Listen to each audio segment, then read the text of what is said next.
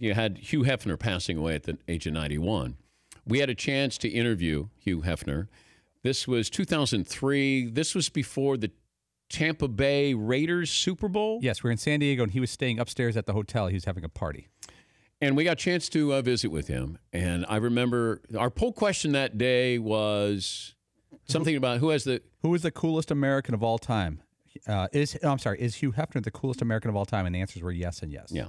And then I did ask him, is heaven going to be a letdown for you when you go? And he laughed. He thought that was funny. Then he goes, Dan, when I get there, I'll stoke it up. Yeah, maybe he did. Interesting guy. L.A. North, the great golf course, country club, it abuts the house, the Playboy Mansion.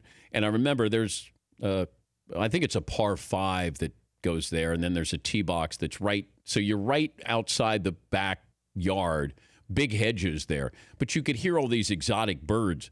And the first time that I was playing that golf course, I'd hear these noises. I didn't know they were birds. And I'm thinking, I don't know what's going on over there. And then you realize that they had all these exotic birds. And then I did get my chance to go to the Playboy Mansion, but I was sort of sequestered. I only got to go into a couple of rooms. And I did not go. I went by the grotto. I didn't go in the grotto. Yes, Paul. Is the Playboy Mansion like a museum and then there's a residence where you don't get to go? Kind of, is it like a social area? Well, I walked into the kitchen and they said, you can't go in the kitchen. Like, I wanted to see the house. I didn't care about the Playboy bunnies. And I remember Hef. I felt bad for Hef because he came downstairs and he had his pajamas on. And then, I mean, I didn't feel that bad for him, but just the look of it, it looked like he had to live up to an image where he had his playmates there and he had to go out on the dance floor. And I went, I don't think he wants to be on that dance floor. But he had to play the role of Hugh Hefner. But that's when I ran into Ron Jeremy and Salami from the White Shadow. Two different people, yes, right? Yes, two different people. Ron Jeremy and Salami. Yes. So Salami from the White Shadow and Drew Carey. So imagine that. It sounds like the start of a joke. It does. So imagine Ron Jeremy, Salami, and Drew Carey walk into the Playboy Mansion. And they wanted to talk sports. Meanwhile, remember the Dom triplets? So the Dom triplets are there serving drinks, and they have body paint. They're naked. They have body paint, and they're serving drinks. Now, meanwhile, Drew Carey, Salami, and Ron Jeremy want to talk sports. Like, they couldn't care less about what was going on there. And I'm going, wait, what? I don't want to talk sports. So that was my big Playboy experience. Of course, that was the bad... The timing was terrible. The next morning when I talked about it on the show, that's when my wife had just taken my mom to the emergency room.